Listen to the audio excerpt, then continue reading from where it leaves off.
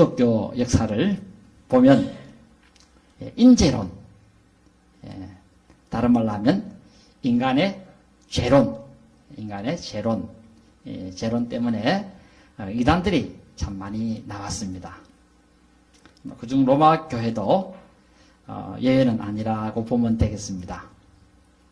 물론 로마 교인들 중 극히 일부분이다, 이렇게 보시면 되겠습니다. 자, 그 일부는 죄는 하나님의 은혜를 더하는 방편이기 때문에 잘못 삶을 산다 하더라도, 또 혹은 악을 범하면서 산다 하더라도 너무 자책할 필요는 없다, 이런 사람들이 들어 있었다는 것입니다. 즉, 사람이 잘못한다 하더라도 양심에 너무 가책을 받거나 찔림을 받는 것은 옳지 않다, 이런 사람들이 있었다는 것입니다. 자, 그런데 이런 생각의 문제는 뭐냐 할 때, 이런 사고방식을 가지게 되게 되면 그 순간부터 거룩함을 이루어갈 수 없게 되어지게 된다는 것입니다.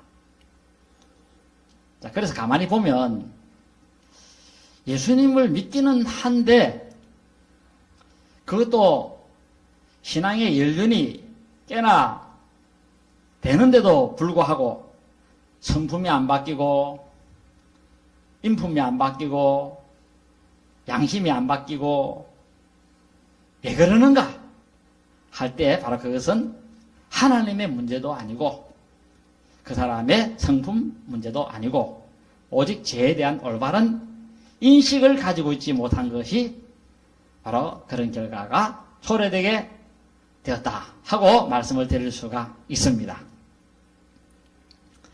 특히 믿은 후에는 죄를 범하지 않는다 하는 그런 잘못된 지식에 빠져들게 되면, 신실하게 그동안 믿어왔던 사람이라 하더라도 세상 사람과 별반 다르지 않는 그런 도덕성을 가지면서 살 수밖에 없게 되어지게 된다는 것입니다.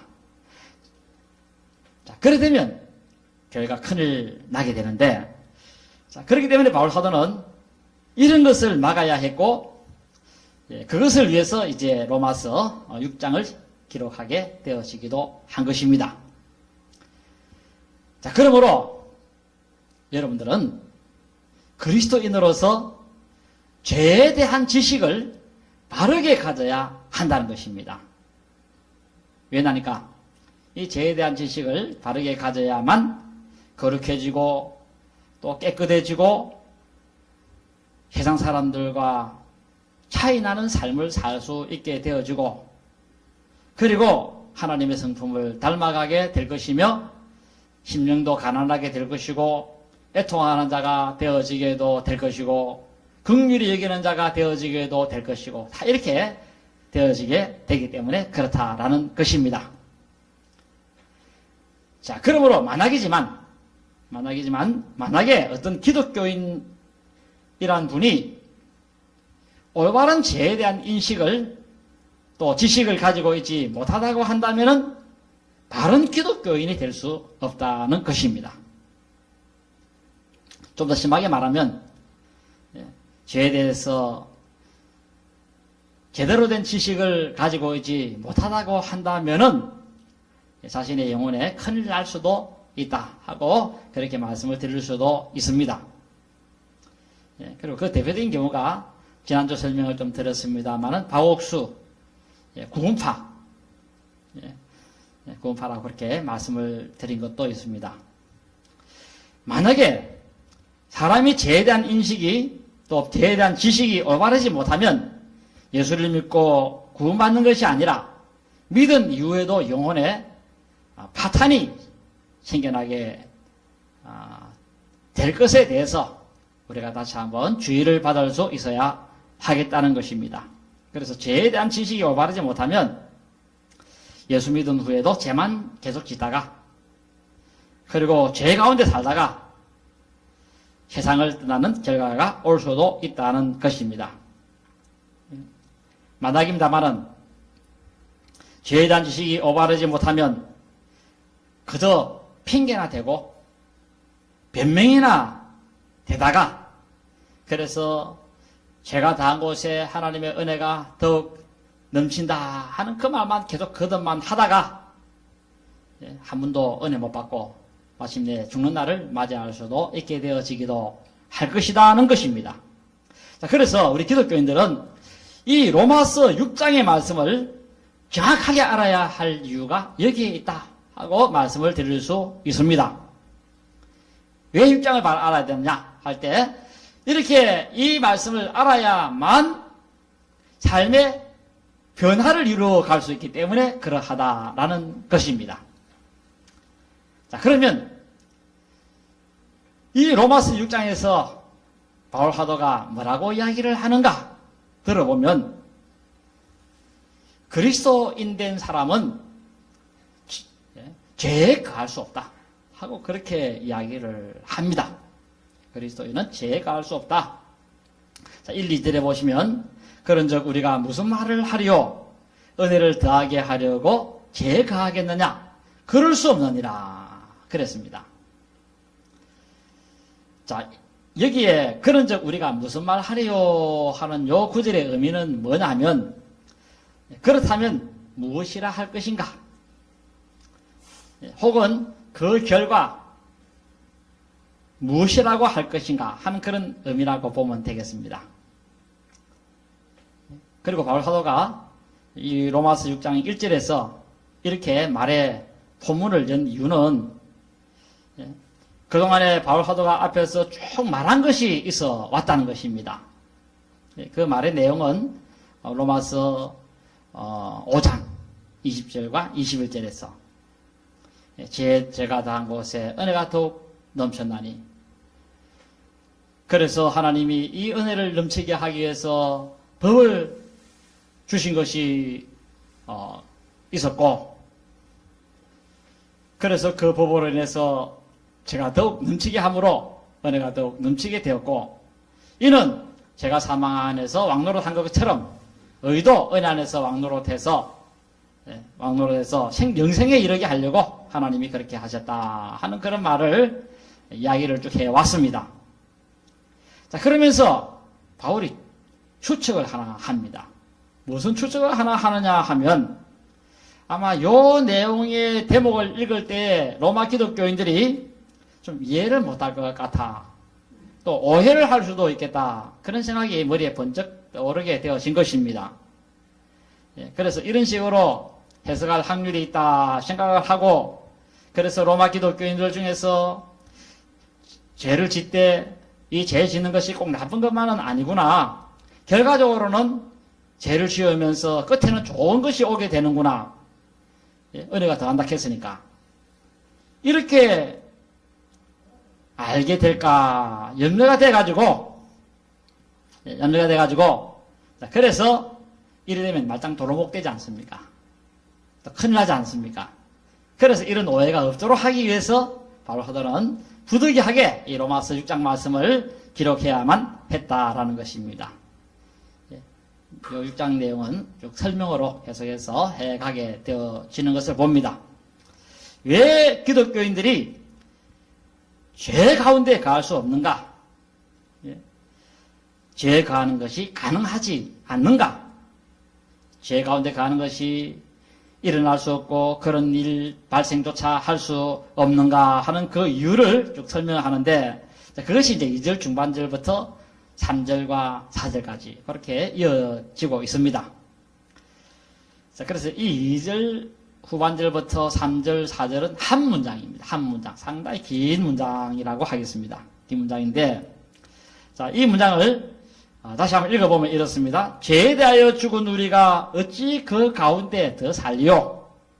무릇 그리스도 예수와 합하여 세례를 받은 우리는 그의 죽으심과 합하여 세례를 받은 줄을 알지 못하느냐? 그러므로 우리가 그의 죽으심과 합하여 세례를 받음으로 그와 함께 장사되었나니 이는 아버지의 영광으로 말미암아 그리스도를 죽은 자 가운데서 살리심과 같이 우리로 또한 새 생명 가운데서 행하게 하려 함이라 그랬습니다. 자, 오늘 이 문장의 시작은 이렇습니다. 죄에 대하여 죽은 우리가 어찌 그 가운데 더 살리요. 죄에 대하여 죽은 우리가 어찌 그 가운데 더 살리요. 자, 이랬는데, 여기 죄에 대해 죽다 하는 이 말의 의미는, 자, 지난주 설명을 좀 드렸습니다.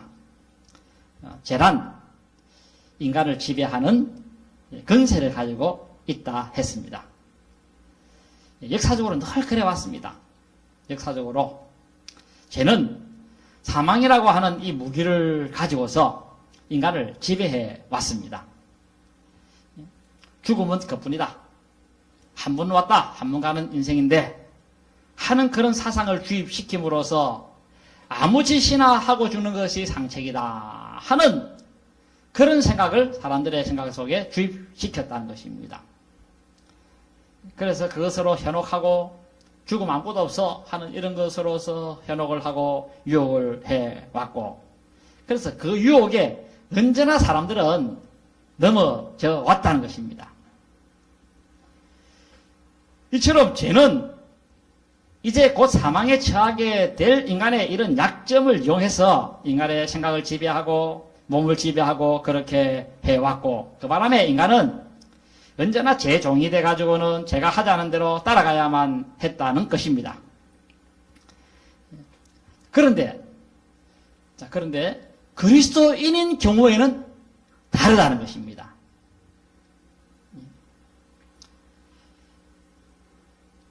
왜 그리스도인의 경우는 다른가? 왜 그리스도인은 죄의 지배를 받지 않는가? 할 때 그 이유는 바로 그리스도인은 예수님과 한 몸 되고 예수님이 죽을 때 같이 죽고 그래서 옛사람이 죽었기 때문에 그렇다라는 것입니다. 자, 그렇기 때문에 이제는 죄가 지배를 더 이상 못하는 그런 몸의 구조를 가지고 있다는 것입니다.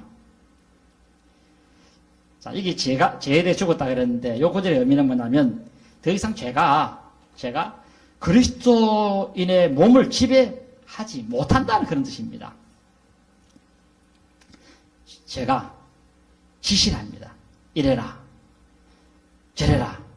여기 죄라는 것은 인격적인 하나의 것으로 비유적인 그런 하나의 의미라 보면 되겠습니다. 그래서 죄가 이래라, 저래라 하면서 지시를 할 수 없고, 또 그리고 그렇게 지시해도 예수 안 믿을 때는 거기에 알았습니다 하고 복종하고 했지만은 예수 믿고 난 다음에는 예 하면서 안 따른다는 것입니다. 따를 수 없다는 것입니다. 자, 그러니 제가 그리스도인을 지배할 수 없다. 하나의 왕 노릇을 할 수 없다 하는 그런 하나의 선언을 하게 되어지기도 한 것입니다. 자, 그러므로 설명은 이렇습니다. 믿기 전에는 죄를 지어야만 되는 존재였습니다. 그때는 쉴 새 없이 죄를 지어야 되고 습관적으로 잘못을 하면서 살아야 할 그런 존재였던 것입니다.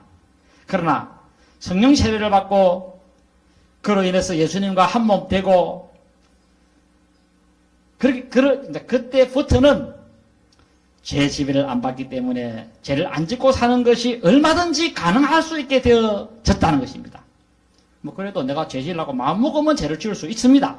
그러나 내가 그때는 죄를 안 지으려고 마음만 먹으면 안 지을 수 있는 그런 능력 있는 몸으로 바뀌어졌다는 것입니다. 이게 이제 믿기 전의 몸과 믿은 후의 몸이 이렇게 달라졌다는 것입니다. 전에는 이런 것이 불가능했습니다. 그러나 이제는 가능하게 되어졌다는 것입니다. 이제는 제가 그리스도의 몸에 힘을 못 쓰는 그런 구조로 지금 바뀌어져 있다라는 것입니다. 전에는 제가 사망 안에서 내 몸을 지배하고 왕노릇 했지만은 이제 예수 그리스도의 주시는 그 은혜를 통해서는 내 안에 그 은혜가 왕노릇하기 때문에 그러므로 내가 제 가운데 계속 가자. 이 말은 있을 수가 없다는 것입니다. 이런 말 자체가 지금 바로 로마 기독교인 너희들이 지금 이렇게 되어졌다는 것입니다. 이렇거늘 어찌 너희들이 은혜를 더하게 하자 해서 제 가운데 살자 하고 말할 수가 있느냐 하면서 바울 사도가 좀 다그친다 그렇게 보시면 되겠습니다. 그럴 수 없다는 것입니다. 예. 이게 죽었다는 말, 아포테네스코라는 말인데 바로 분리를 말한다 그랬습니다. 분리. 사람이 죽으면 몸을 떠나 영혼이 떠나버리지 않습니까? 그러면 죽었다 하는데 이와 같이 우리 기독교인들은 우리의 몸이 전에는 죄와 들어붙어 있었습니다. 그러나 이제는 죄와 단절돼서 끊어서 나눠져 있다는 것입니다. 전에 예수 믿지 않을 때는 죄와 내 몸이 착 달라붙어 있었습니다. 그러므로 죄 안 짓고는 못 사는 그런 구조가 되어져 있었습니다. 그런데 이제는 죄에 대해서 죽음으로써 이 죄와 내 몸이 분리되어 있음으로 말미암아서 분리됨으로 말미암아서 죄 가운데 산다는 그 자체가 불가능하게 되어졌다라는 것입니다. 그런데 어떻게 내가 이렇게 되어져 있는데 지속적으로 악을 행하면서 악한 방식으로 나쁜 짓을 하면서 나쁜 방식으로 계속 살자 하면서 말을 할 수 있는가, 그렇게 생각할 수 있는가 할 때 절대 그런 일이 있을 수가 없다는 것입니다. 자, 그러면서 이제 3절에 바울 사도가 이렇게 가르치고 있습니다. 뭐라고 가르치고 있나니까, 무릇 그리스도 예수와 합하여 세례를 받은 우리는 그의 죽으심과 합하여 세례를 받은 줄을 알지 못하느냐. 여기 처음 헬라어 세 구절을 어순으로 말씀을 드려보면 이렇습니다. 아그노 에이테, 그리고 호티, 이런 이제 시작됩니다. 그러니까 이제 문장 읽을 때 앞에 요 전지사, 접속사, 앞에 문장 요 굉장히 중요합니다. 요 세 문장을 이제 해석을 해보면 이렇습니다. 우리 번역에 보면은 무릇 너희들이 받은 줄을 알지 못하느냐, 이런 이제 해놨습니다. 너희들이 받은 줄을 알지 못하느냐, 무릇 너희들이 받은 줄을 알지 못하느냐, 이런 이제 되어 있는데 여기 무릇이라고 하는 이 말의 의미는 뭐냐면 그래라는 그런 뜻입니다. 그래. 헬라어로는 헤라는 접속사인데 이 헤라는 접속사가 여러 가지 의미가 있는데 여기서 헤라는 접속사는 그래 하는 그런 의미를 가진다고 하겠습니다. 그래. 자, 그러므로 물론 너희들이 받은 줄을 알지 못하느냐 하는 이 구절의 의미는 뭐냐면, 그래, 너희들이 이렇게 받은 줄을 알지 못하고 있다는 말입니까? 하는 그런 조금 비웃는 듯한 그런 어투라고 보면 됩니다. 바울서가 지금 로마 기독교인들을 조금 비웃는 듯한 그런 말투를 쓰고 있습니다. 좀 냉소적인 그런 어투라고 보시면 되겠습니다.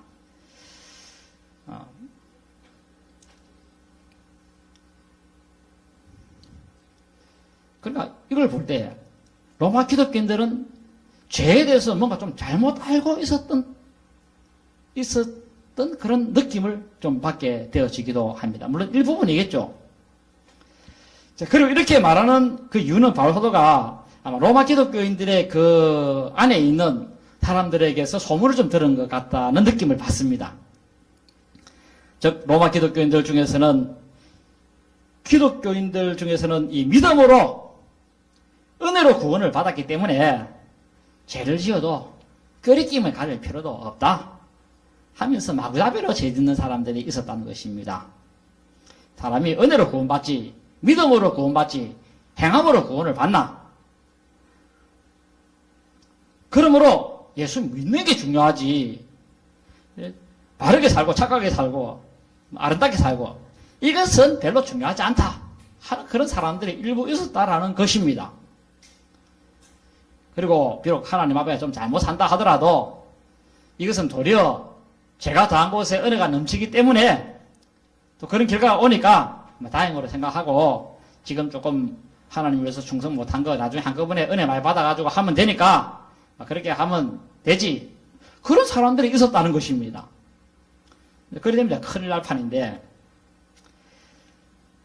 그래서 만약 이런 이상한 사상이 교회를 지배해서 교회가 죄 지은 사람에 대해서도 강력하게 꾸중하지도 못하고 제재도 못하고 주의도 못 주고 경고도 못하고 하게 되어지게 되면 이래서 교회가 큰일 나지 않습니까?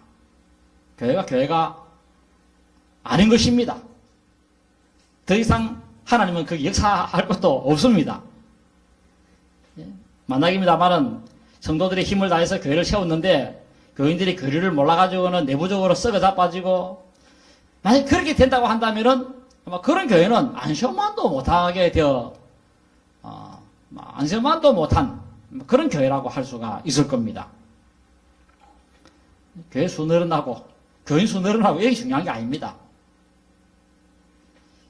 교인들이 예수님을 바로 알고 하나님을 바로 알고 그리고 신학의 성숙을 이루고 성장을 이루고 영적인 부흥을 이루고 이게 굉장히 중요한 것인데, 이런 것을 무시한 채 만약에 그런 것들로 인해서 되어진다고 한다면은 교회가 있으나 마나 정도가 아니라 오히려 교회가 없어져야 된다, 그렇게 말씀을 들을 수도 있다는 것입니다.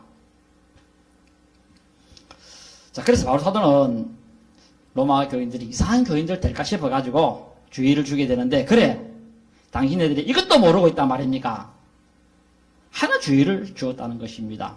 자, 그렇다면 무엇을 기독교인들이 모르고 있었는가 할 때 그 내용은 2절 중반절부터라고 하겠습니다. 2절 중반절부터 2절 중반절에 보면 죄에 대하여 죽은 우리가 어찌 그 가운데 더 살리요. 자, 여기 바울 사도가 설명하는 것은 바로 이것입니다. 기독교인은 이미 죄에 대해서 죽은 자라는 것입니다. 그러니 죄 가운데 사는 것은 가능하지 않습니다. 즉 가능하다가 보십니까 하는 이 말은 가능하지 않습니다 하는 그런 더 강력한 하나의 어조라고 보면 되겠습니다. 앞서 설명을 좀 드렸습니다만 우리 기독교인들은 죄의 왕노릇에서부터 죽었다는 것입니다. 죄가 더 이상 지배하지 못하는 그런 하나의 현상이 나타났고 그런 지금 구조와 그런 기능을 지금 갖고 있다는 것입니다. 그러니 죄 가운데 사는 것은 불가능하다는 것입니다. 그러면 왜 기독교인들이 죄 가운데 사는 그런 일이 불가능한가 하는 그 설명이 이제 3절, 4절에서 더 나아갑니다. 더 나아가는데, 왜 기독교인들이 죄 가운데 가할 수 없는가 할 때 그것은 예수 그리스도와 합하여 세례를 받았기 때문에 그렇다라는 것입니다. 우리가 죄 가운데 살 수 없는 이유가 예수 그리스도와 합하여 세례를 받았기 때문에 그렇다 하고 바울 사도가 설명을 해주고 있습니다. 바로 예수님이 주시는 그 성령 세례를 통해서 예수님과 한 몸이 되어졌다는 것입니다. 아주 신기하고 놀랍고 기이하고 묘한 이런 일이 일어났기 때문에 자, 그런 결과에 이르게 되어졌는데, 그래서 이것은 1세기 기독교인들은 니도 나도 이 지식에 대해서만큼은 다 알았던 것 같습니다. 그러니까 바울 사도가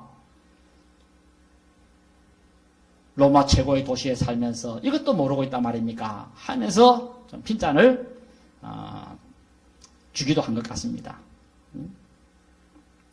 이런 것은 농촌교회들도 다 아는데, 이렇게 세계 최고의 굴지의 도시에 살면서 그것도 기독교인들 하면서 이것도 모르고 있다는 말입니까 하면서 지금 답답합니다 하는 그런 하나의 의도를 마음속에 드러냈다라는 것입니다. 뭘 모른다 말입니까? 그것은 너희가 예수 그리스도와 합하여 성령 세례를 받은 이것을 왜 모릅니까 하면서 말씀을 했다는 것입니다. 자, 그러므로 여러분들이 하나 알아야 될 것은 이것입니다. 여러분들도 옛날 로마 기독교인들처럼 예수 그리스도와 합하여 세례를 받은 줄로 아시기 바라고 믿으시기 바랍니다. 네. 바로 성령께서 주시는 그 세례는 뭐냐? 성령께서 왜 세례를 주시는가 할 때 그것은 오늘 보면 3절에 뭐랍니까? 왜 성령이 세례를 주시는가 할 때 예수 그리스도와 합하기 위해서 성령 세례를 준다고 했습니다. 예수님이 왜 성령 세례를 믿는 사람에게 주는가 할 때 그것은 예수 그리스도와 한 몸을 이루기 위해서 주신다고 그렇게 말씀하고 있다는 것입니다. 즉 다시 말씀드리면 합하기 위해서, 여기 합하다는 말 참 중요한 말인데 전치사 에이스라는 말입니다. 에이스인데 여기 합하다 이렇게 해놨는데 요 에이스라고 하는 요 의미는 한번 따라 한번 해보겠습니다. 뭐 안으로